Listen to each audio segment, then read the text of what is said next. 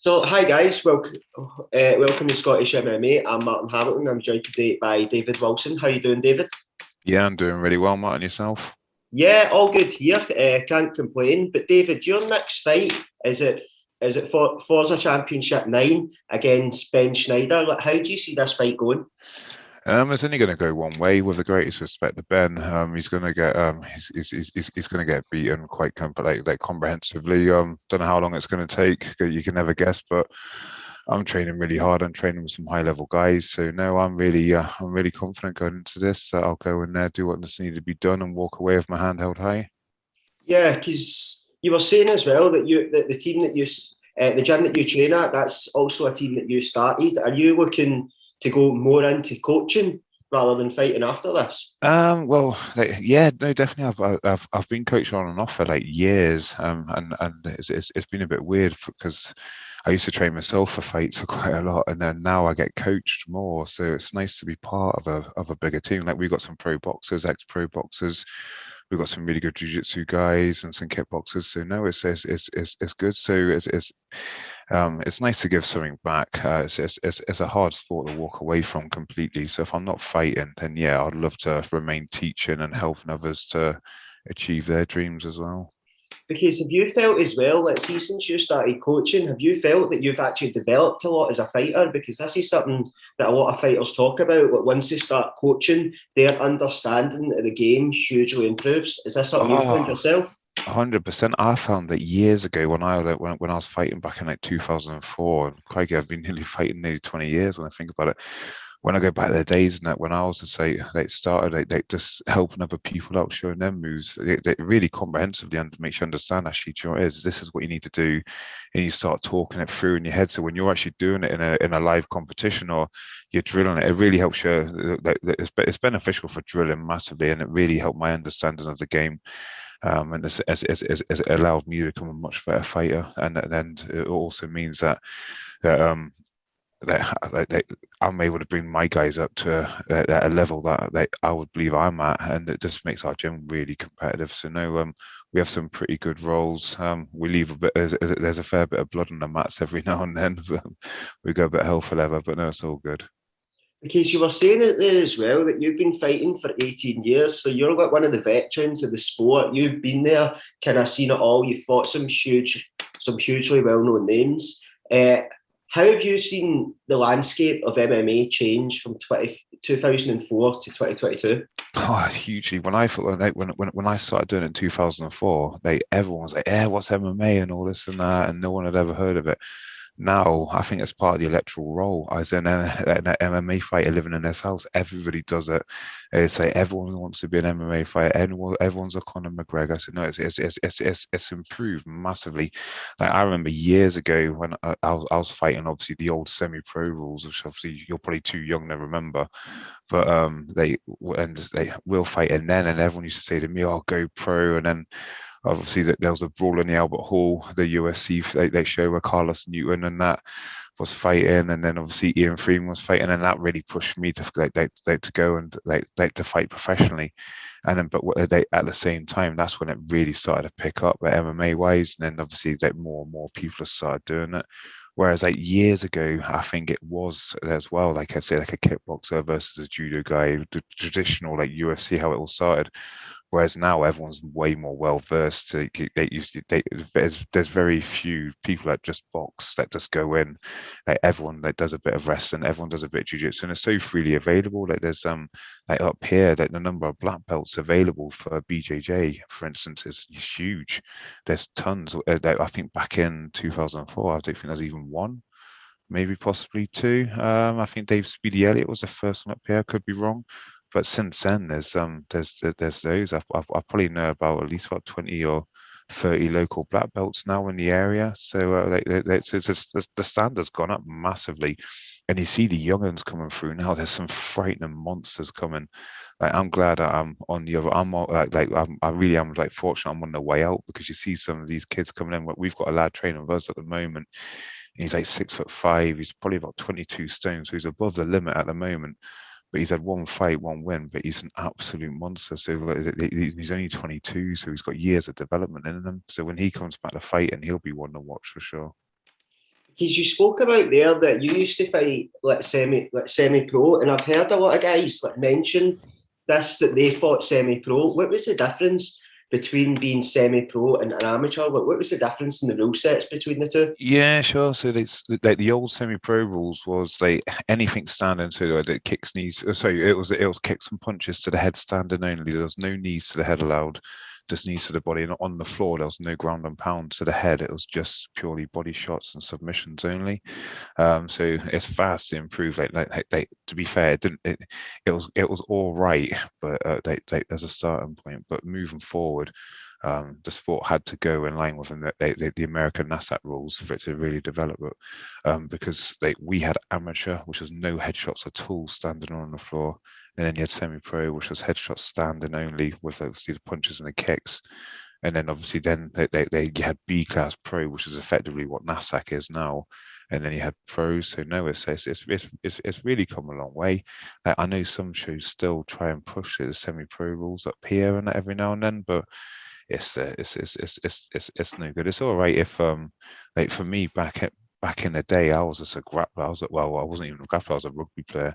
So for me, if as long as I got them on the floor, I couldn't get punched in the face. So I used to love semi-pro rules, but now it's changed so much, and it's good.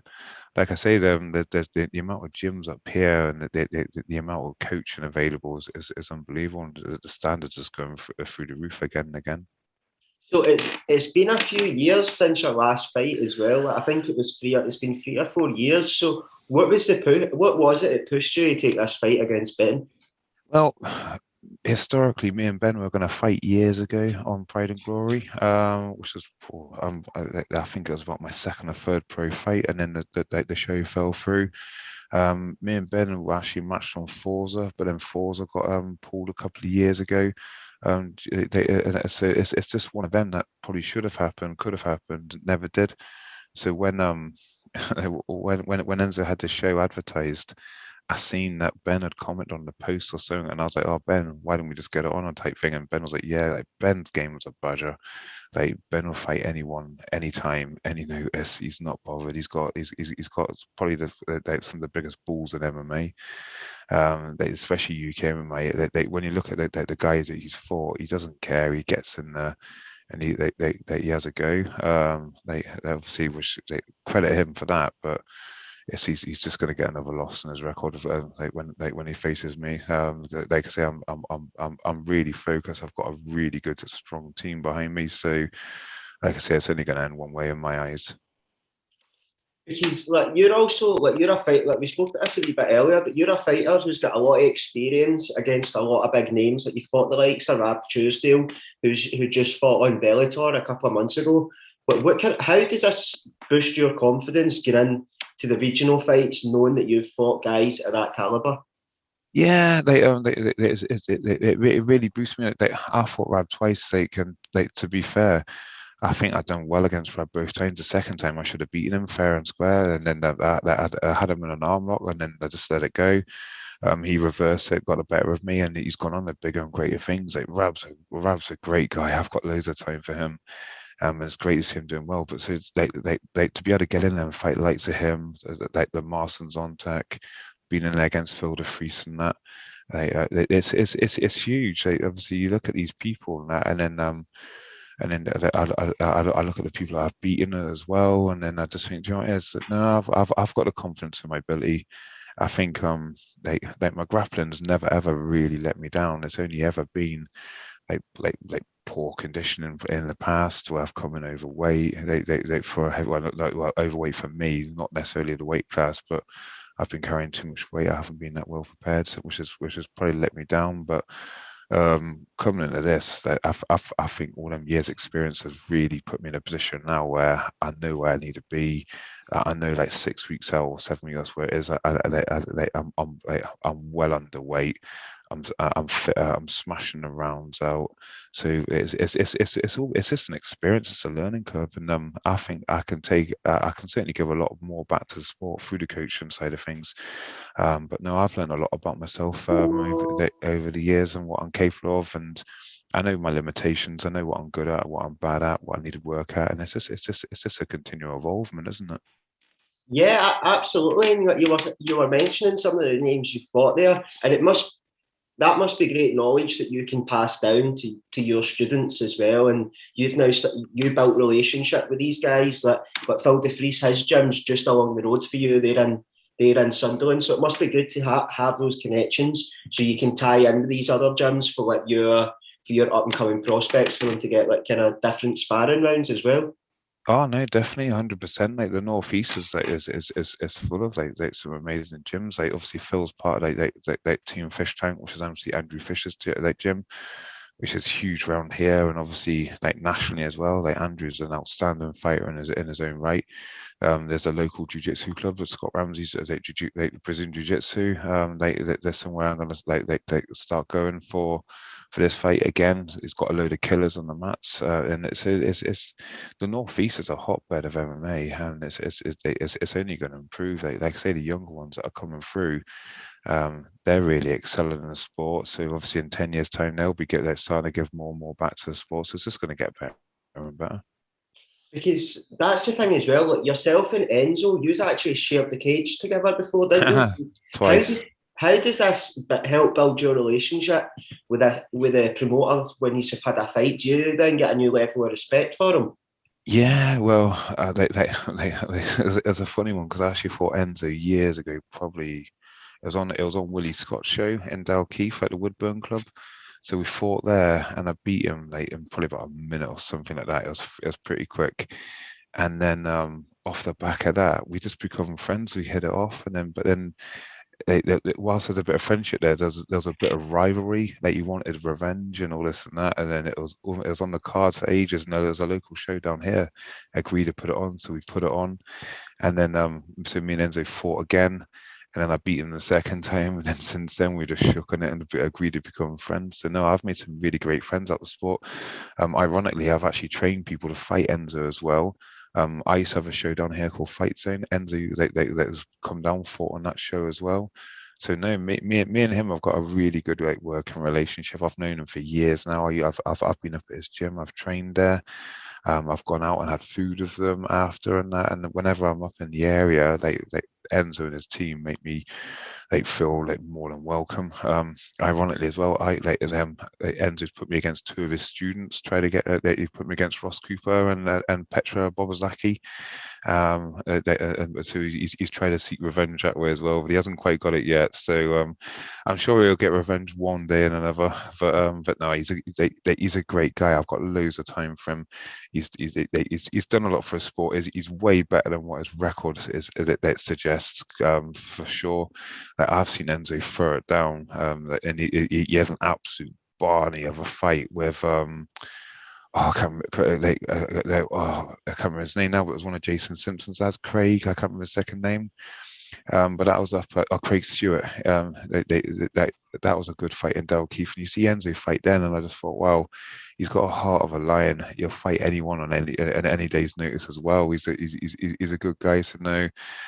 It's nice to be able to obviously have my last fight on Enzo's show and walk away with my head held high. And obviously, I'm grateful for the fact that I can go on these shows, and I've got that obviously that respect for like Enzo. He's got that respect for me, and I know whatever happens, he's always going to look after us as well. Because you've mentioned there as well that you're looking for this to be your last fight, and just on a kind of personal note, like how are you feeling knowing that like your career is potentially coming to an end in a couple of Uh, weeks? to be honest, I feel like I feel like I'm 20 again. I feel like to be fair, I shouldn't be saying it's my last one. I've been saying it's my last one for about 10 years, and I kept on going and going and going. So I think realistically, I think I've got to be fair to myself. I do an awful lot. I've took up trail running. I play rugby. I do the fighting. I've got I'm really pushing my PT business at the moment. So I've got so many irons in the fire. I cannot do them all. And plus, I've just got to recognise that do I really like what can I achieve out of the sport now, on a personal level, on a fight level, probably not a massive amount. Like I'm never going to get in the UFC. I'll probably be more likely to be seen in KFC these days. But I think realistically, I think from a fighting point of view, I think I've pretty much achieved what I need to achieve. Get this one, get this itch out of the way, have that final dance. They then shake hands with Ben after, have a pint of beer, and then reflect obviously what I've achieved, and then try and obviously give more of that back in like a coaching level, because then that ties in nicely with my personal training. So obviously I can do the one-to-one like fitness, but then I could do a bit of self-defense. I can help obviously encourage kids and people, because like when I started MMA, I was probably about 24 stone. I was a big unit, and I just used MMA to lose weight, just for a local friend, and then as the weight come off, I actually thought, "Do you know what it is? I think I'm all right at this. I can take a punch. I can give a punch." But I really love submission fighting, so that's when I took a fight on a regional show down here, and then I've just never looked back. And I've probably had now 55, 60 fights, maybe, including my semi-pro fights. Like, I think professionally, I've done over 40. And when you take into account the semi-pros and things like that, then no, I've been around a while. Because just the last question before I let you get back to it, because I know you've got a bit. I know you're busy. You're in fight camp. You're working, so we don't want to take up too much of your time. Sorry. But what are your goals for 2022? What? Oh, I'd say I really want to I want to get my fitness business completely up and running. It's been going a year. I really want to push that, and obviously, but by adding like the martial arts side onto it, like they get core MMA back up running to where it was, say like 3-4 years ago. We did have a thrive and fight team, but I think it was hard at the time just to solely do it pure on the fighting. Where now I can do the fitness side of it, I can do the fighting side of it, and I can bulk it together. So I think that will really help me. So my goal on a personal level is just to get my hand raised for the final time, get that out of the way with, and then start to put more and more fighters on, and hopefully get one of my guys onto onto a big show. Like I said, we've got this heavyweight that hasn't fought for a couple of years now, but he's an outstanding prospect. So he's one that ideally that if I can kind of live my dreams through him, I'll be happy with that one. What's your young heavyweight's name, just so we can keep an eye out Yeah, for him? no, definitely. He's called Connor Goodfellow. Right. Okay. I'll be sure to keep an eye out for Connor and see what he's up to. Yeah, I'll give you a nudge when he's got a fight. And then I try to get him on Enzo's one, against a French guy, but the French guy took one look of Connor's last fight on YouTube and was like, "No, I'll give that one a miss." He's a beast. He's just one of these that just needs to. We need to get him back in the gym and get him back training. But like I say, COVID hasn't been helpful for anyone, has it? No, absolutely not. Like a lot of people that fell out of the kind of routine of going to the gym every day, and you'll know better than anyone like how easy it is once you're out of that routine to fall out of it. Like it takes a lot in you, like mentally and physically, to get up and go to the gym for the first time in a long while. Oh, definitely, especially when you got like discount vouchers for Just Eat and things like that. And then, yeah, so it's not good for your diet, I tell you. But no, it's good things are obviously starting to ease up and that, and hopefully we can all have a solid year and stay safe. Because if anyone that's listening wants to get in contact with you for doing PTs, or if they want to get involved in your gym, how can they find you guys on social media? Like Yeah. So on Instagram, you can find us as Core Fit Tyneside. So it's all one word, Core Fit Tyneside, and then let's search that, and then it'll come up with a picture of my face, and then they drop us a message, and then go from there. And like say, from a fitness point of view, MMA or just whatever your goal is, just give us a shout, and if we can help, then we'll be more than happy to. because that's the thing as well. Like for people that want to get involved in MMA, they don't always need to necessarily compete. Like you can just get involved for the kind of camaraderie aspect, like going and meeting up with a group of like-minded individuals and just looking to get fit. Like whatever your goals are, if your goals just to get a bit more fitter mentally, physically, but MMA is that's amazing for that. And I don't Oh, think we'll look 100%. back. I would say we've probably got, I would probably say about 40-50% of the guys that train at our gym, at least we're training when we're up and running fully, they never ever wanted to fight. They just done it purely from a fitness point of view. Some of them probably would have been killers if they just ever stepped into the cage, but they've got no ambitions to. But they're more than happy to come down, do the rounds, help the lads, and support them, and be part. Like you say, that camaraderie. It's a big thing. It's nice to be part of something, isn't it? Yeah, absolutely. And I feel that's something that a lot of people miss because a lot of people look at like MMA fighters and they see their fights and they judge that person and they think they get a perception because someone likes to go into like a cage or a ring and have a fight for 15 minutes. But a lot of the guys you'll find are some of the nicest people in the world and you gain like real amazing friendships through combat sport. Oh, definitely. Well, I fought on Enzo's show. I fought Ross Cooper, and and like outside the cage, he's one of the coolest guys I know. Like a proper nice guy. Like obviously, since I fought him, he's come on leaps and bounds. And he's a totally different animal these days. Obviously, training with Paul Craig and that, but so I'm not too sure I'd want to face him these days. But I was quite happy to back then. But no, he's a classic example. That you meet him out the cage, he's an absolute gent. You meet him in there, and he's an absolute killer. So no, like some of the best friends I've found have been through MMA, and obviously you share that, obviously that same love for the sport, and you've got the same goals, and it's good. It's a great sport to be involved in. Yeah, absolutely. But David, thanks very much for your time. It's Oh, been thank you for hugely yours. appreciated, and we can't wait to see you get into the cage on March 27th. No, no problem at all. I appreciate your time. No worries. And thanks very much for listening, guys. We'll drop David's like personal fitness Instagrams in the description in the video. So if anyone wants to get a bit fitter, or anyone wants to just get down and try it, he's more than welcome. Yeah, smashing, much appreciated. You take care.